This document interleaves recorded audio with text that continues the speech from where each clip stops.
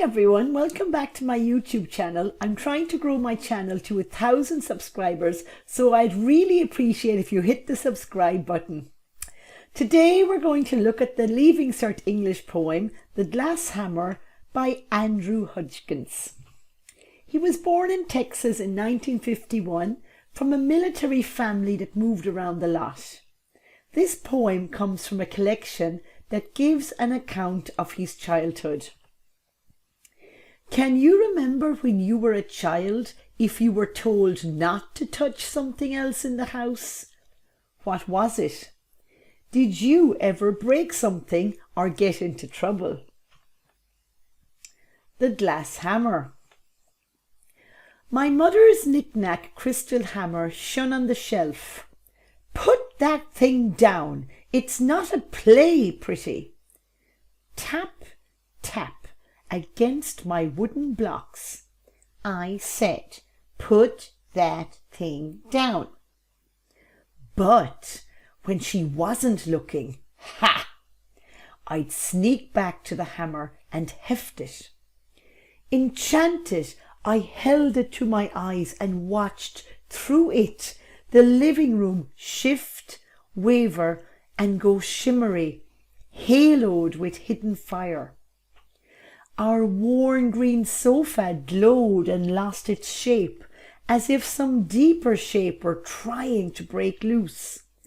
The chairs, the walls, the cross-stitched pictures all let go, smeared into one another.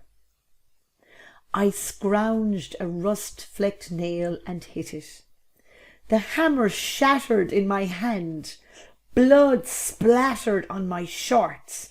I screamed, was snatched off my bloody feet, rushed to the doctor, stitched, cooed, spanked, embraced, told never, never, never do that again, and pondered how I could, the hammer having burst, and not therefore a proper hammer, despite the gorgeous world it held.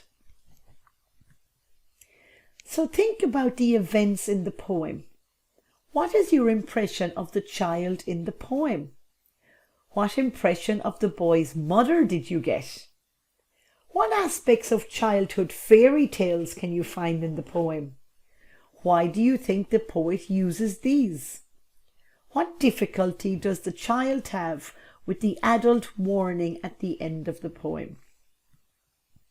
Stanza 1. My mother's knick-knack crystal hammer. A knick-knack, a small worthless household item, shone on the shelf. Put that thing down. It's not a play, pretty. Tap, tap. Against my wooden blocks, I said, put that thing down. But when she wasn't looking, the boy enjoyed disobeying his mother. I'd sneak back to the hammer and heft it. Heft it, lift it, it was heavy. Enchanted, I held it to my eyes. He felt it had magical qualities that could change the shape of things when he looked through it. And watched through it, the living room. It was like looking into a kaleidoscope which showed beautiful colours and changing shapes. The living room started to shift, waver, become wavy, and go shimmery and shiny, and had a halo like over a religious saint, a glow, magical descriptions, a metaphor. He compares the light around the objects through the glass hammer to a halo of fire around them. Here he vividly describes the objects. He carefully chooses his words. With hidden fire. Our worn green sofa glowed and lost its shape, as if some deeper shape were trying to break loose.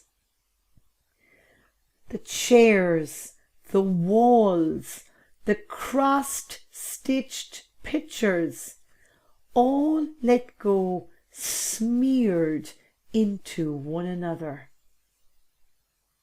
Magical, all the objects melted into each other and lost their shapes when he looked at them through the glass hammer. Stanza 4. I scrounged a rust-flecked nail and hit it. He searched for a nail. He knew that a hammer needs a nail. And he hit it with his glass hammer.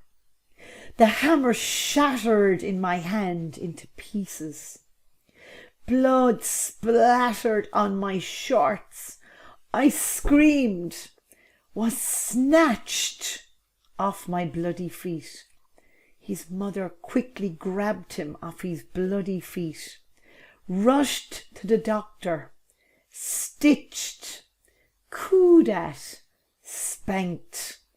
Cooed at means his mother tried to calm him, but she also hit him or spanked him for misbehaving and breaking the hammer.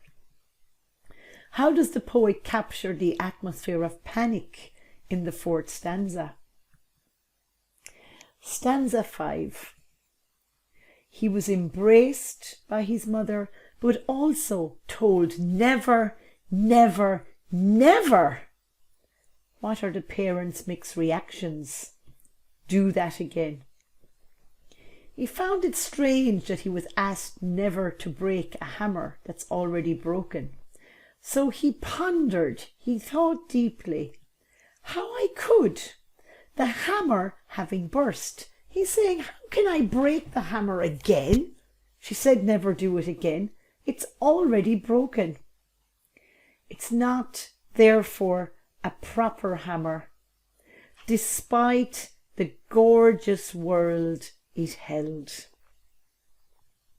How does the poet capture a child's perspective on the event? What images from the poem do you find striking or unusual? This poem definitely looks at the innocence of childhood. He was fascinated by his glass hammer. He doesn't realize it will break if he hits the nail. He doesn't understand why his parent told him never do that again, as the hammer is broken. The glass hammer is a metaphor for writing poetry, creating literature, or art. Like the glass hammer, poems and literature allow us to see the world in a new and different way. When he was a child, he loved looking at the room through his glass hammer. It allowed him to see ordinary things in a completely new and magical way. Poets and painters all try to find beauty and magic in the things that surround them and must try to show these things to the world. It is the poet's job to let the inner shape break out. If you guys found this video helpful, I would really appreciate if you would hit the subscribe button. Thank you very much and best of luck in your exams. Bye.